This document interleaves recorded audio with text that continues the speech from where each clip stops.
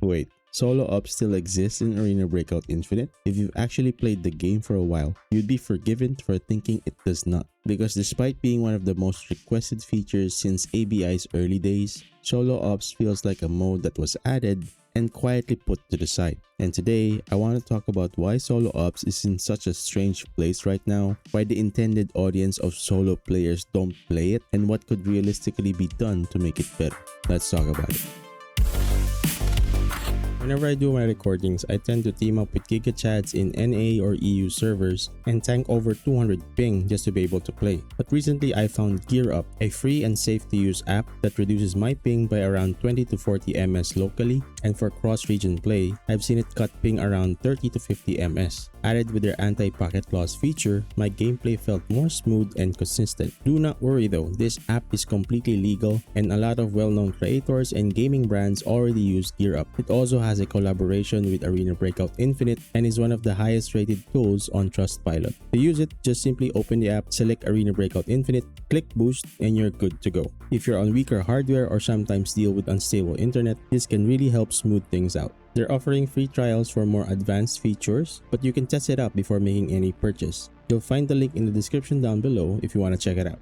Arena Breakout Infinite has always been designed for mostly around team-based gameplay. 3 to 4 players, squads moving together, coordinated gunfights, but not everyone plays that way. Some players don't have online friends who play the same game, some deal with time zone differences, some only have short windows to play, and some people, myself included, just genuinely enjoy playing solo. Since early access, solo ops was one of the most requested modes in ABI, and when it finally arrived during the Ignition update, and later become a permanent mode in Season 2, it felt like the developers were finally acknowledging that solo players mattered. But the problem is, solo ops never really moved past that first step.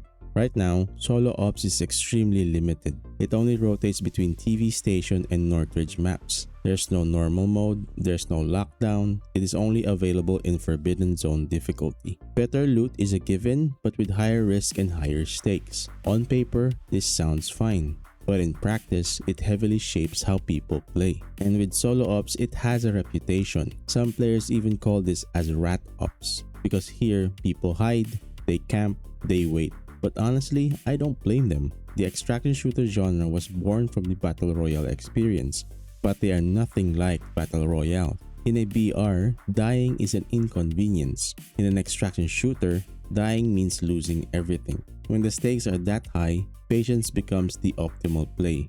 So rat gameplay isn't a flaw in the players, it's the natural outcome of a high-risk mode with no alternative difficulty options. Solo ops didn't create rats. It just funnels everyone into a single, extremely punishing environment where playing slow is the safest choice. And here's the part that really says everything. Even with solo ops available, many players still choose to queue solo into squad matchmaking. In this situation, they willingly fight teams of 3 to 4 players, fully aware of the disadvantage. Why? Because squad modes offers more maps, multiple difficulty options, more consistent progression, and simply more fun because of the variety. So players would rather face unfair numbers than play a solo mode that feels restrictive and stagnant. And clearly that's not a player problem, that's just how it's designed. And the frustrating part is that solo ops doesn't need any massive overhaul, it just needs attention. Here are a few simple, realistic changes that would instantly make it more appealing. First of all, more map options, ideally all of them, and even keeping map rotations would help massively. Second, more difficulty options. Normal mode for lower risk runs for missions, lockdown for balanced skill-based raids, and Forbidden Zone stays as the high-stake option. These possible choices alone would diversify how people play.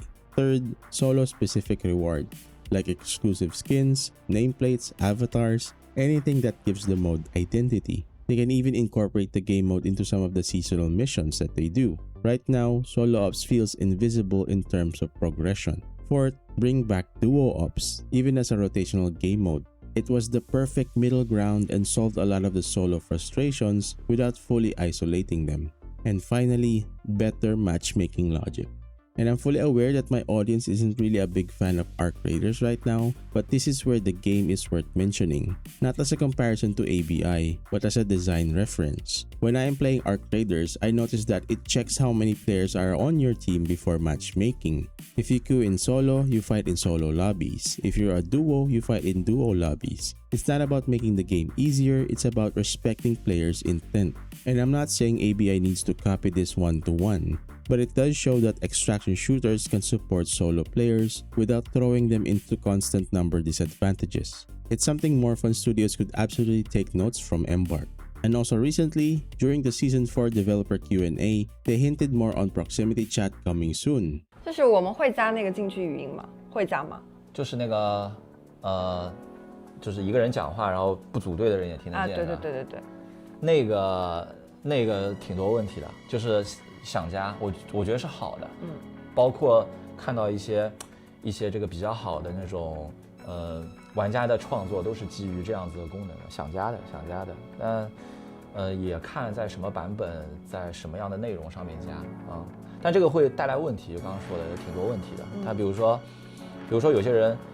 它可能会带来非常粗鲁粗暴。And looking forward to the game's future, proximity chat could be a game changer for solo ops. It adds tension without gunfire, negotiation without radial menus, raid encounters that you actually remember. With prox chat, solo encounters stop being just about who saw who first and start becoming about the game-changing decisions you make in your raids. Combined with better matchmaking and map variety, solo ops could be one of the most interesting ways to play ABI. And honestly, on some days, I just wanna vibe, I wanna chill, I just wanna play solo. I don't want to get kicked from random teams, I don't wanna clash with completely different playstyles, and I don't want to feel like I'm either a burden or being held back. Playing solo shouldn't feel this complicated. Solo ops doesn't need to dominate Arena Breakout Infinite, it just needs to feel considered. Because right now, it feels like a mode that exists, but isn't being grown. And I really hope that changes. Those were my thoughts and I'd like to know yours. A couple of questions to ponder is, if you could change one thing about solo ops, what would it be? And do you do solo ops or just do solo versus squads instead? Let me know in the comment section down below. Kindly drop a like if you enjoyed the video, subscribe if you are new here, feel free to join my live streams, and thank you so much for watching. I hope to see you guys in the next one.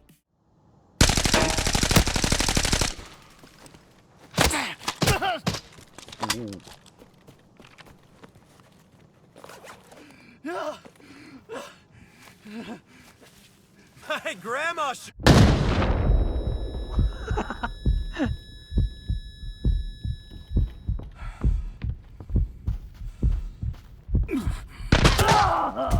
Nah.